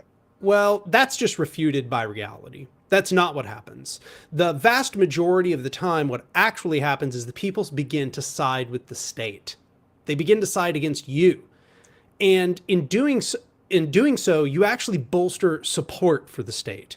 People become more and more conservative, and they begin to associate your terroristic act. This is kind of how I feel about like January 6th and the reaction to it. Is like basically like you had all these liberals who, many of them, like Bernie Sanders people, who were fucking pissed that he got screwed out of that election. And then you have a January 6th situation, right? Mm-hmm. And now they're called, they doubled down and sided with the state on the integrity of the election system. Mm. Right? Because and so when you have that kind of scary stuff, then people go look to because we're wired for authoritarianism. I don't really understand why. But they always turn to their big government daddy or their sky daddy or whatever. Yeah. So anyway, whatever, daddy. Acts which have garnered suppression with the movement you wanted them to side with. So in fact, you sort of not only, it's like it's self-destructive in every single way. Okay, you not only give the system the impetus it needs to expand suppression, you push, ideological allies further towards the enemy side most of the time. And in the process, you'll probably get crushed.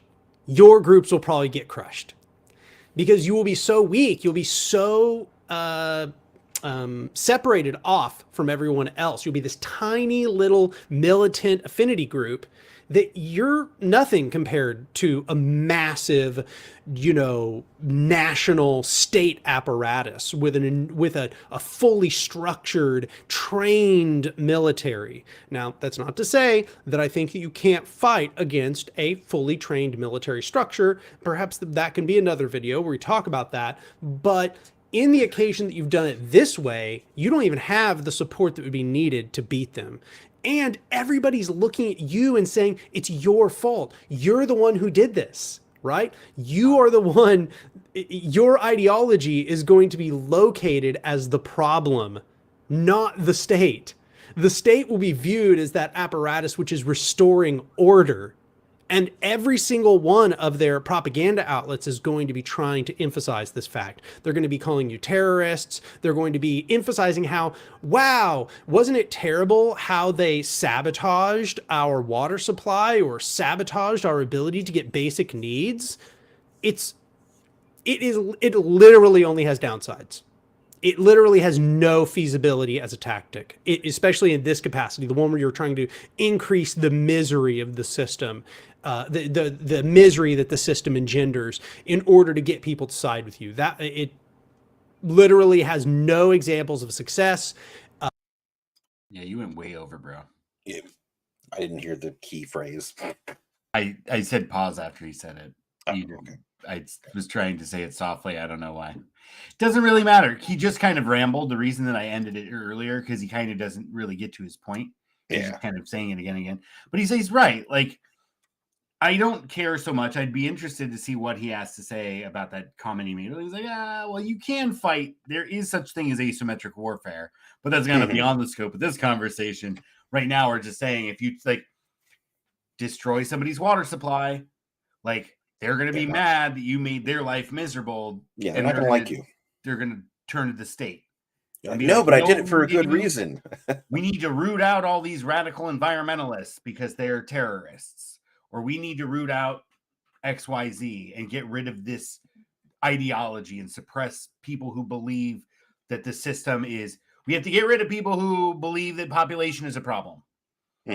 Right? Because that's what they're extremists and, they're only going to hurt everybody. And so now you can't talk about it. And if you've expressed those interests, then you're on watch lists. And they side with the state and they say, oh, well, January 6th, so let's have more police and more intelligence apparatus and more fucking domestic and digital spying and on and on and on. Yeah. 100%. That's how it goes over and Any over comments? again, too. I mean, he brought up a good point. Like, you don't make friends with salad. You know, blowing up things is not going to make you the friends that you want to make, and it's going to definitely isolate you from the people that you were trying to reach. Like, and again, that's why you're not a an accelerationist in the terms that other people are thinking. Is like, you don't cause suffering just to cause suffering, and you don't cause suffering like, with a mind to some distant future or anything like that. Like, that's not going to get you the effect that you want.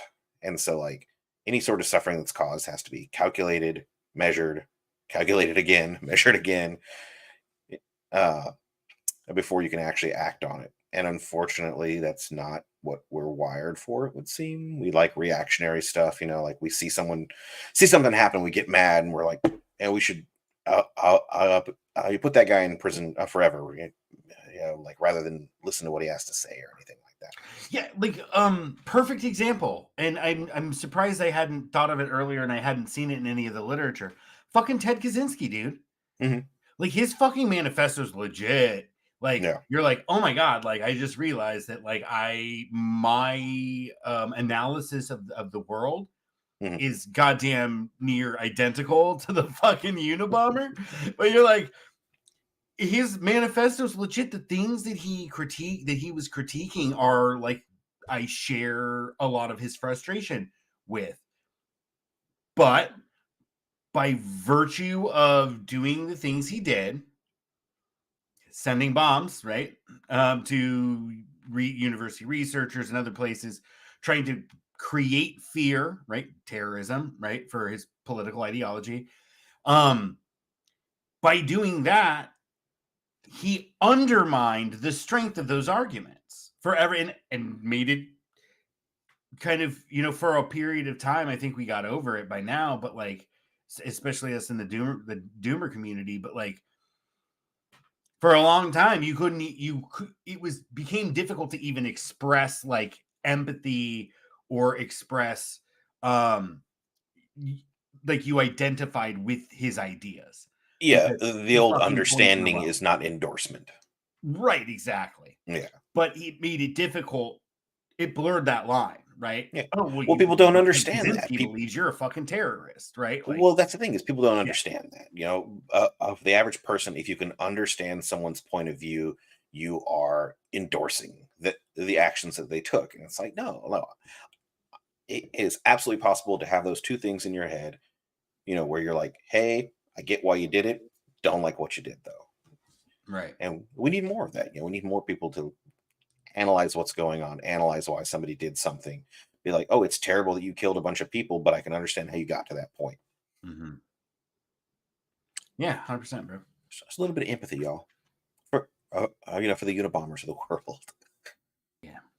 Let's try and wrap up in the next 15, 25 minutes. Yeah. The second conception that perhaps as this structure develops further and further, its contradictions and its internal conflicts begin to build up. So the idea here is perhaps, you want to accelerate the power of the system. You want to expand the power of corporations, expand the control of the state. When you see the state become more and more Machiavellian, more and more, abusive and suppressive, you say, okay, we're getting closer to the rupture point. We're getting closer to wherein this system is going to destroy itself, right?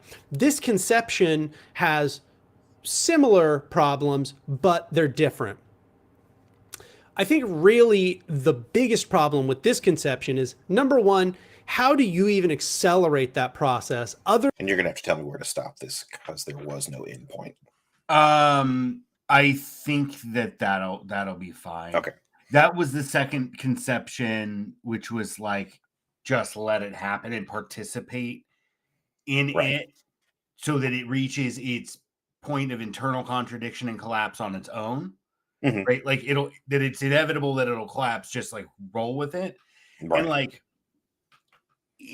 kind of, I mean, we kind of already laid out like where I'm at on it. And it might kind of be in there, but it's not like, oh, I want to go be a consumer and I want capitalism to suffer. Like I still want to agitate against it, right? Mhm. And build alternatives to it, recognizing that it will do that on its own, right? Well, that's the key is the working on alternatives, having things ready, because power abhors a vacuum, and if you're not ready to jump in, with your ideas and give them to the masses, like either you're going to go back to what you had or something worse. Right. Right. So do we have another clip on this? We do not. Oh, really? That was it? Yeah, that was it, man. Oh, okay. There is a link to the Acceleration Manifesto, not the white supremacist one. Yeah, I wanted to read through that. in the show Let's take a look at notes. that. Yeah, So there was something else we needed to go over. there It wasn't a video was. clip. Yeah. Because I started reading this and I really identified with it. And since I'm reading, you need to. Oh, cool! I found out a way to have both. All right, scrolling down. Oops. There we go. Okay. At the beginning of the second decade of the 21st century, global civilization faces a new breed of cataclysm. These coming apocalypses ridicule the norms and organizational structures of the politics which were forged in the birth of the nation state, the rise of capitalism, and a 20th century of unprecedented wars. I really like this because, like, right in that first paragraph, it's already like connected with like my view of the world. Like, I always go back a bit further. Like, I go further than industrialization in terms of my critique of where humanity went wrong, right? Okay. I mean, I basically go back to the agricultural revolution, Should have just kept 6,000 years ago, right? should have just kept hunting and gathering. No, not necessarily, but I think that had, if you could go back in time, I mean, agriculture emerged not really as like, oh, we just decided we're planting seeds, right? Like, Yeah. it was actually like, oh, this ecosystem is so abundant and supports so many of us, like, Let's we're just going to have come more. together for these like ceremonies or whatever, and we're going to kind of be settled, and oh, we can also modify the landscape and start farming, hmm so that we don't have to move around, right? Right. They were already mostly sedentary, much like most California indigenous peoples, at least in the northern part of the state. Like the peoples in Southern California in the deserts, they obviously had large territories and moved through those, but largely California's natural bounty was enough to sustain like mostly sedentary populations, and that's where agriculture emerged other places, right? Like, where there was enough ecosystem productivity to be settled. But anyway, like, even though I kind of go back that far into like critiquing how we got where we are and where we need to be going in the future, I do think that here, kind of marking the birth of the nation state as a major development is a really hmm good place to start. That's really the beginning of modernity, and I want to say oh god, I always fucking forget the date. It's like the 1500 and something. Or it Mhm. might have been 1600 and something. I think we've talked about it before, and I just can never remember that date. The Treaty of Westphalia. Yeah, it was like 16 something. 1848. 1648. There you go. Anyway, I think that's a really great place to start. Most significant is the breakdown of the planetary climatic system. In time, this threatens the continued existence of the present global human population. I don't think that climate change is the only thing going to lead to population decline. Mostly, it's going to be fossil fuel depletion and land degradation. Mhm. I mean, climate catastrophes are going to cause like crop failures and like precipitate famines, right? But like, ultimately, like, the real decline in human population is going to happen because like we simply don't have the resources to farm, or the land is so denuded, like you can't get anything out of it, even in Yeah. good year. You Yeah, can't go ahead. make synthetic fertilizers and all that stuff, so you can't keep feeding all the people that you already have. Precisely. Yeah. Yeah. Though it's the most critical of threats which faces humanity, a series of lesser but potentially equal destabilizing problems exist alongside and intersect. Terminal resource depletion, especially in water and energy, offers the prospect of mass starvation, collapsing economic paradigms, and new hot and cold wars. Continued financial crisis has led governments to embrace the paralyzing death spiral policies of austerity, privatization of social welfare services, mass unemployment, and stagnating wages. Increasing automation in production processes, including intellectual labor, is evidence of the secular crisis of capitalism, soon to render it incapable of maintaining current standards of living, even for the former middle classes of the global north.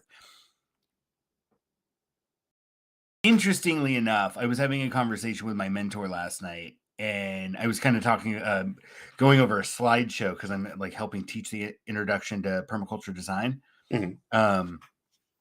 As kind of like they offered us that opportunity to teach. And it's interesting. At any rate, like I in my slideshow, I was talking about inequality and kind of like how the descent on the back end of the bell curve and the limits to growth, right? Like how that like people are going to suffer unequally, just as they're going to suffer from climate disasters unequally, right? And then I brought up to him, not in my presentation, but to him, like honestly, I think the global north is going to probably have it worse. Mhm. Not in terms of like, oh god, there's a fucking huge typhoon and a tidal wave that like kills a bunch of people, but in terms of like how fundamentally our life is changing. If Mhm. you're like a peasant in Latin America, right? Like Things aren't changing much. yeah, like you're Yeah. not like imagine all the people who live in like the suburban Sacramento. Like take like the most grotesquely like denuded automobile oriented landscape like Citrus Heights or something, right? Mhm. Like and you take that and you say, okay, no one can afford to drive because oil is so expensive, A, because of depletion, but B, because we're spending a bunch of we're rationing oil so that we can fucking wage war against China and fucking Iran and Russia all at the same time, Mhm. right? Like, what do those people do? Because most don't have enough space to grow all the calories they need. You're gonna Right. before you can open up enough space to start growing like the real sources of calories, your grains, right? Like before you can do that, you have to like cut up and remove fucking concrete and asphalt and then rehabilitate soil that's been murdered. Well, not only that, but do all of the concrete and asphalt removal with hand tools. Yes, 100%. Or you might be able to get like enough, like, like people smuggled sugar and shit during World War II, right? Like you have someone who smuggles a few gallons of diesel to try and clear like, a few thousand square feet so that they might be able to plant enough grain for like a handful of loaves of bread, right? Like Mhm.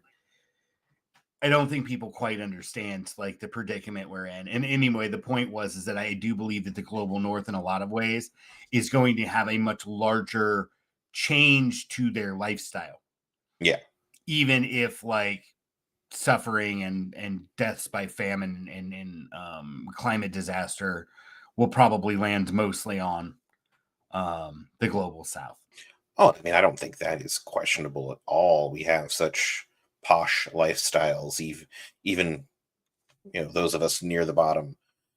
It's going to be a matter of like if you are rationing fuel, you are rationing electricity as well, as electricity is produced Yeah. via the fuel. And that means that you are rationing your life. You can't come home and watch YouTube for 8 hours after you get off work to Well, numb yourself to the pain. yeah. I mean, I'm not sure because like I know where we're at, like our base load is natural gas, right? Like, Mhm. um, and really the military is being run largely by petroleum. There could be rationing, I guess, if there were like war industries that needed more natural gas. Right. But generally speaking, I mean, there probably will be rationing, just like there's going to be rationing of food and stuff too. But like, I don't think that any of that is all that important. Well, I'm just saying we have so far to fall. We do, and that was kind of my point too, right? In the global north, we have because we're much higher up the ladder, we are going to fall much harder. Yeah. And I think that's why you see like growing proto-fascist movements in the United States. Mhm. It's because they're aware of this. Like, and that's the thing about like, let's move on to this third paragraph. In contrast to these ever accelerating catastrophes, today's politics is beset by an inability to generate the new ideas and modes of organization necessary to transform our societies to confront and resolve the coming annihilations. While crisis gathers force and speed, politics withers and retreats. In this paralysis of the political imaginary, the future has been canceled. God, it's just really well written. Like, that's just a phenomenal fucking two sentences. Right? Like, but I'm not gonna read the whole thing. Right. It's pretty long. We don't have time for that. Past that. Scroll back up, you bastard. Yeah, it's just kind of and that's what I was getting at, is that like, because our political institutions won't confront this, right? And instead of confronting it head on, they use their mouthpieces to say, oh, if you're an accelerationist, you're a Nazi. And if you believe in degrowth, then you're a Nazi. And if you believe that population is a problem, you're a Nazi, right? Like, You're a Nazi. You're a Nazi. And it's funny because in that process of saying, hey, you're not allowed to critique this system, you're not allowed to point out these contradictions, like, guess who is talking about these things? Fucking Nazis. Real Nazis. Right? Like, they're talking about how this shit is developing and how it's going to continue to unravel, to degrade, right? And they're positioning themselves to take and occupy that space, right? The political vacuum that's being left by the liberal class, like, or neoliberalism, that bankruptcy, there's an alternative, and that ideological vacuum that they've created is going to be filled with like pretty fucking heinous shit, bro. So at any rate, it is just kind of, I really just like the way this is phrased. Go to the show notes, take a look at it, read the whole thing. I wanted to share that because like that to me really sums it up. And I'll tell a story real quick, unless you want to offer something on top of what I just said. No, go ahead. Yeah, so like when I kind of really first fell down the peak oil rabbit hole, I may have told you this story a long time ago on like the telephone or whatever, but like, or maybe I said it on the podcast. I don't remember. My fucking mind is all over the place. I really got into it, and then I was like trying to find political organizations, right? Because like I'm still a registered Green, but I've given up on them as a vehicle for change. Because like even in the Green Party, like you can't get people to accept this. They're still buying into neoliberal politics, right? And they're just people. They don't mean harm by it. They're just not very creative, right? Yeah.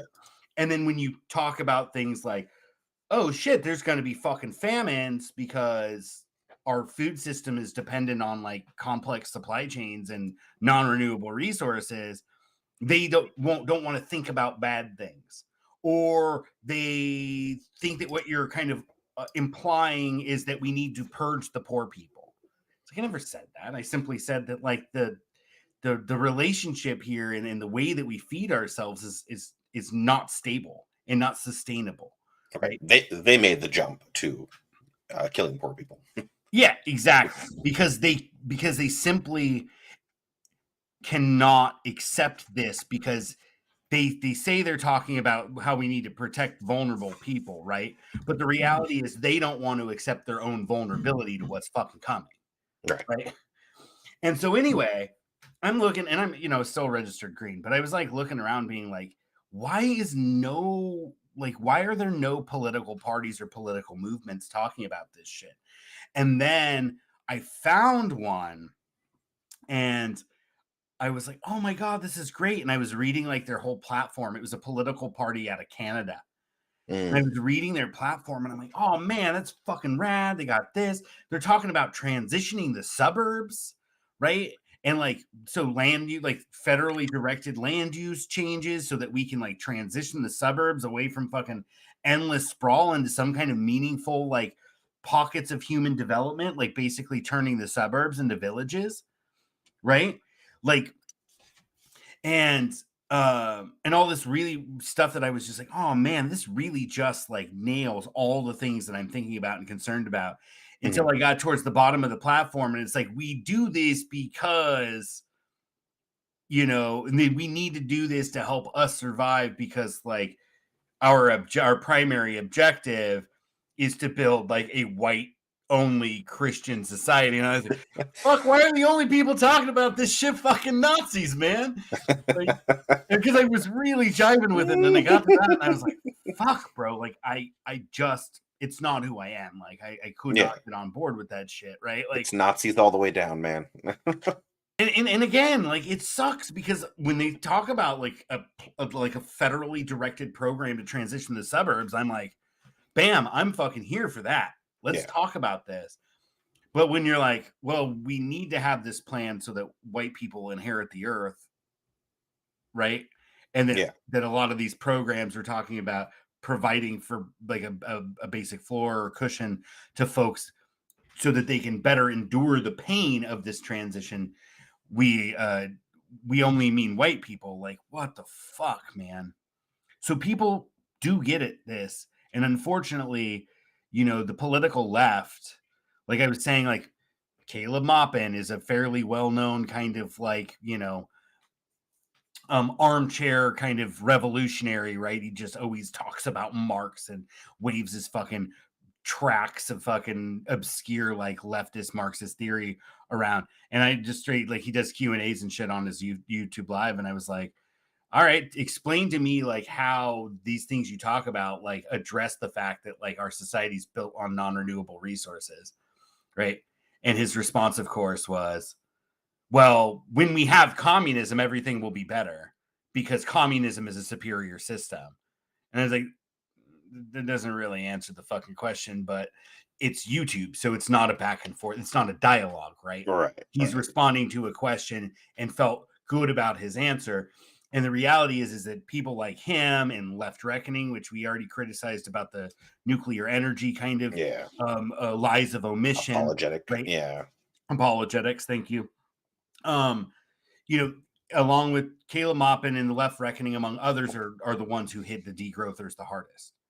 Like, oh, you want suffering because you want an economy that's like not a slave to like the growth imperative, right? Like, and so like on the political left, they're just like leaving all this space because they don't even want to have the fucking conversation about the material reality that we're facing.